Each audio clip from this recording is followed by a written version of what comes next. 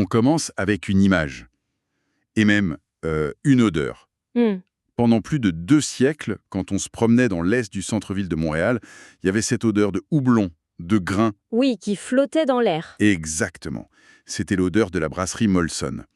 Un emblème industriel, là, depuis 1786. Bientôt, cette odeur-là, elle aura complètement disparu.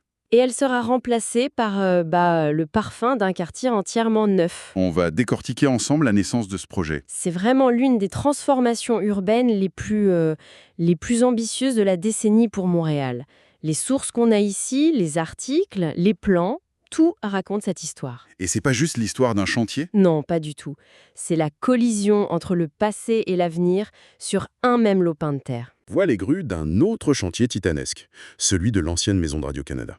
C'est le réveil de tout un pan de la ville qui était, disons, un peu endormi. Alors commençons par le début, l'ampleur du projet Molson.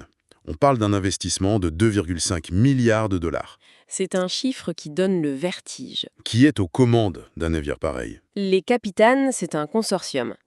On a le groupe Montoni et le fonds immobilier de solidarité FTQ. D'accord. Et ce qui est vraiment fascinant dans leur approche, c'est qu'ils ne veulent surtout pas faire table rase. Ce n'est pas d'effacer 230 ans d'histoire pour plaquer un quartier générique par-dessus. C'est souvent la crainte avec ces projets-là. On rase tout et on perd l'âme du lieu. Exactement. Comment est-ce qu'ils comptent éviter ça? C'est une excellente question. L'approche qui a été conçue par la firme Sidley Architecture, elle est quasi chirurgicale. C'est-à-dire? Ils conservent les éléments les plus iconiques du site.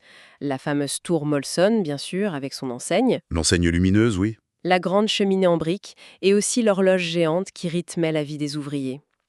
L'idée, c'est que ces structures ne soient pas juste des reliques. Pas des pièces de musée. Non, elles deviennent des repères visuels actifs, des points d'ancrage qui rappellent d'où vient ce nouveau quartier. C'est une façon de tisser le passé dans le présent. D'accord. On garde le squelette historique. Mais qu'est-ce qu'on construit autour? Alors là, on entre dans les chiffres. Et ils sont impressionnants. Près de 5000 logements au total, sur un site de 1,2 million de pieds carrés. C'est l'équivalent de 15 terrains de football. Et ce n'est pas juste un chiffre brut, il y a une volonté affichée de mixité sociale. Mhm. Le projet doit se conformer au règlement pour une métropole mixte, ça implique en théorie. En théorie, j'aime que tu précises. Oui, ça implique une cible de 20% de logements sociaux, 20% d'abordables et 20% de familiaux. On a déjà vu ce film. Quand les coûts explosent, ces promesses sociales... Elles sont fragiles, on y reviendra. Mais au-delà du résidentiel, il y a quoi d'autre? Il y a aussi un hôtel, des dizaines de milliers de mètres carrés de commerce, de bureaux. L'ambition, c'est vraiment de créer un écosystème complet. Pas juste une cité dortoir. Non. La vision plus large, c'est de briser ce que les urbanistes appellent l'enclavement industriel. Le site Molson, c'était une forteresse. Une île, oui, coupée du reste. C'est ça. Le projet veut recoudre cette partie de la ville au reste. Et c'est là que le parc sommaire devient super important. Le nom sommaire, ça me dit quelque chose. C'est pas un nom anodin? Non, et c'est un autre clin d'œil très intelligent à l'histoire. Ce grand parc public, c'est un hommage direct au parc sommaire. C'était un immense parc d'attractions à la fin du 19e siècle, sur ce même site. Ah d'accord. Donc, en quelque sorte, on redonne au public un accès qui avait été confisqué par l'industrie pendant plus d'un siècle.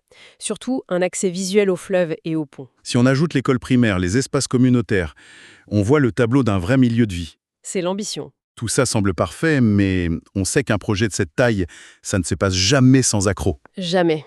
Et en mai 2025, la nouvelle est tombée.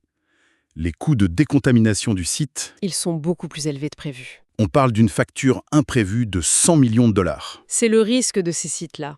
Un seul brassicole centenaire, ce n'est pas juste délétère. C'est une éponge chimique. Des hydrocarbures, des métaux lourds. Exactement. Et ce grand nettoyage, ça fait exploser la facture. Et là, on en arrive à la question qui tue. Avec un trou de 100 millions dans le budget, est-ce que la promesse des 20% de logements sociaux tient encore la route? C'est le nœud du problème. C'est précisément là que ça se joue. Les promoteurs discutent avec le gouvernement pour une aide, mais la tentation de couper dans le social, elle doit être forte. Les groupes de pression doivent être aux aguets. Ils sont extrêmement vigilants. Ils craignent que ce surcoût devienne un prétexte pour transformer le quartier en une enclave pour les plus riches. C'est clair.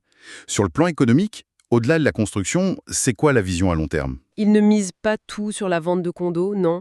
La vision, c'est de transformer le site en pôle récréo-touristique. D'étirer le vieux port vers l'est. C'est exactement ça. C'est un pari sur le tourisme, le lifestyle.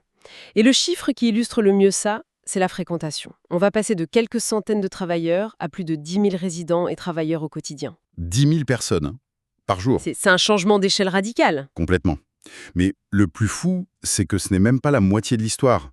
Si on se tient sur le site Molson, on regarde vers l'ouest, et là, un autre essaim de grue. Le quartier des Lumières. Sur l'ancien site de Radio-Canada. C'est un véritable duel de géants.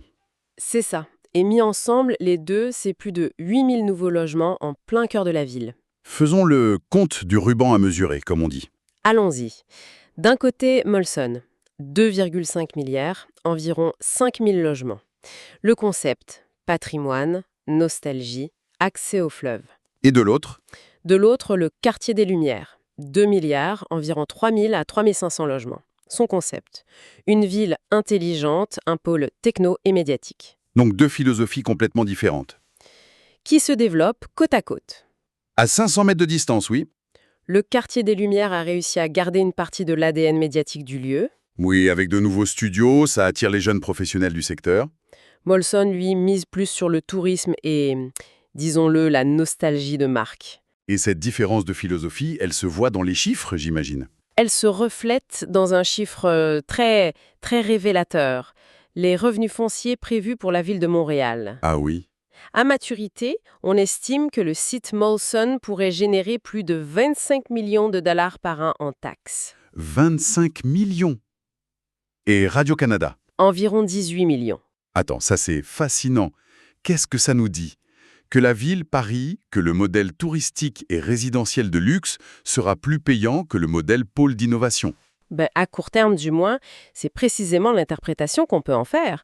Le modèle Molson, avec plus de densité résidentielle, une grosse part commerciale, c'est une machine à taxes foncières plus performante sur le papier. C'est un choix stratégique sur l'avenir économique du centre-ville. Le quartier des Lumières, c'est plus un pari à long terme sur la création d'emplois à haute valeur. L'impact démographique, lui, est vertigineux.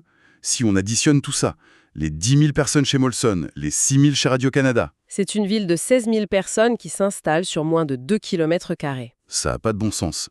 Et ça pose une question cruciale sur l'impact social, sur la gentrification. Qu'est-ce qui arrive aux résidents qui sont déjà là? C'est le grand enjeu. Et sur ce point, le projet de Radio-Canada a une longueur d'avance. Ils ont intégré très tôt des logements communautaires comme la coopérative L'Ancre. Pour Molson, c'est plus compliqué, avec les surcoûts. Le défi est beaucoup plus grand, oui. Les organismes communautaires sont sur le qui-vive. Et comment ces deux îles se connectent au reste de la ville? C'est bien beau de construire des logements, mais il faut pouvoir y entrer et en sortir. C'est un point crucial. Ils sont tous les deux proches du métro Papineau. C'est un atout. Mais l'intégration aux rues? C'est très différent. Le quartier des Lumières se greffe assez naturellement au réseau de rues. Vous êtes déjà en ville. Molson, c'est une autre paire de manches. C'était une enclave. Exactement. Les promoteurs doivent littéralement créer de nouvelles rues pour percer cette forteresse. C'est un défi d'urbanisme bien plus complexe.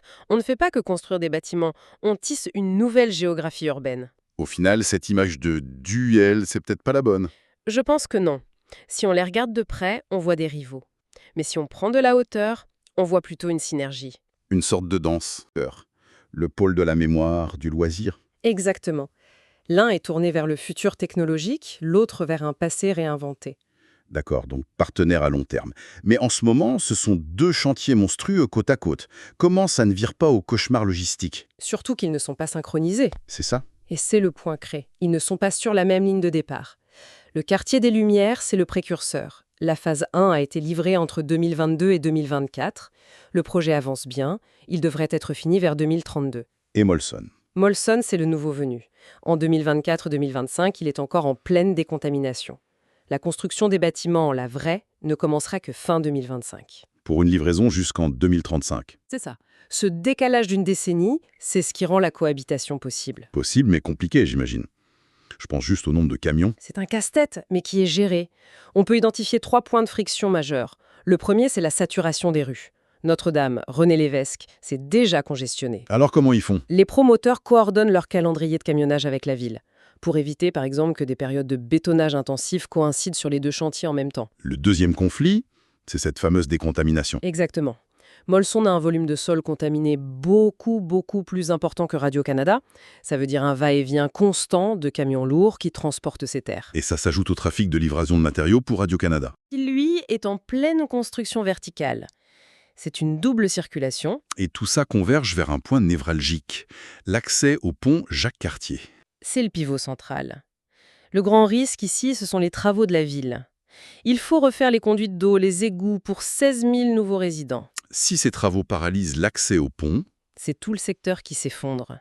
La coordination entre les deux promoteurs et la ville, elle est absolument vitale. on revient donc à cette idée de synergie.